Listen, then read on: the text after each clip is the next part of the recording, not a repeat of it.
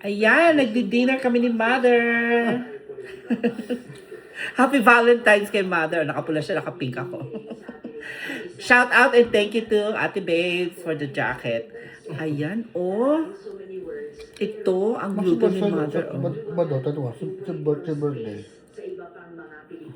Yan. Ano po yan ha? Beef steak. Tagalog. At pinakita ko na sa inyo kanina, ito na po yung ating natalupan. At syempre, meron tayong bagoong. Ayan. Yan po ang ulam namin.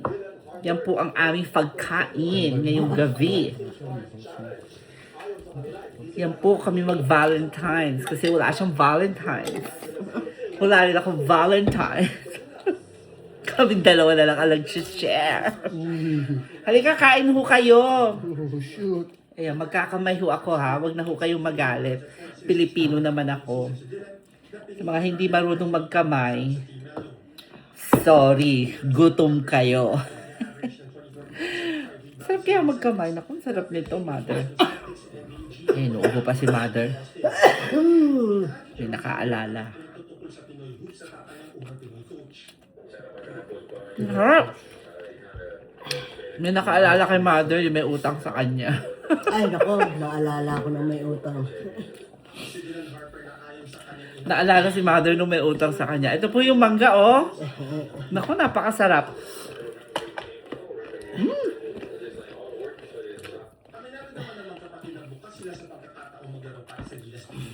Ang sarap, ulam nyo. Sabi, oh, hindi na ako naalala siniri ni Doreen. Buti nga yun.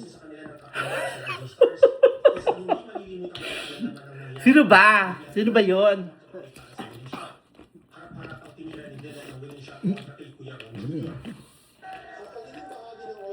Sino kaya yun? Sa Pilipinas? Sabi ni Mother. Anyway, Kanilang, kanilang yun. tagal na daw pero naalala pa niya kung sino ka man sa kinakaukulan. Kalabasa yan.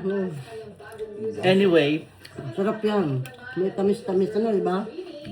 kami lang kung naman si Nonoy nandiyan. Bini-bini. Ayaw niya kumain na daw siya. Kinain niya yung leftover ng sushi kanina. Marami bang may utang sa'yo, Mother?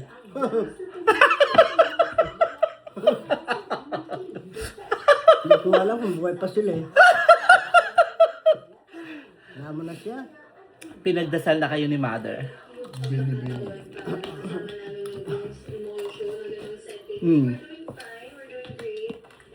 Okay na. Okay na yung kay Mother. Huwag niyo na lang silang isipin kasi nauubos siya. Yun, ito ko yung sindi. Tagal-tagal. Naku, putulin ko na muna ho ito, ha? Baka ano pa mabanggit ni Mother. Enjoy kayo, ha? Happy Valentine's! Happy Valentine's Happy daw. Valentine! Yan, ganyan ho pag walang makaka-date. Kami nagdid.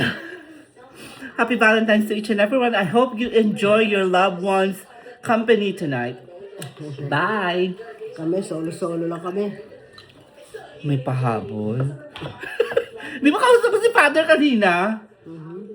O kausap niya yung Valentine's niya. Kaya lang naligo na. Nasa Philippines. Naiinip na lang siya. Ayan, kasi tagal-tagal mo nagbakasyon. Magkapit siya, no? Anyway, tapusin na muna po namin to. At kami mabubusog sa aming ulam tonight. Bye! Ano?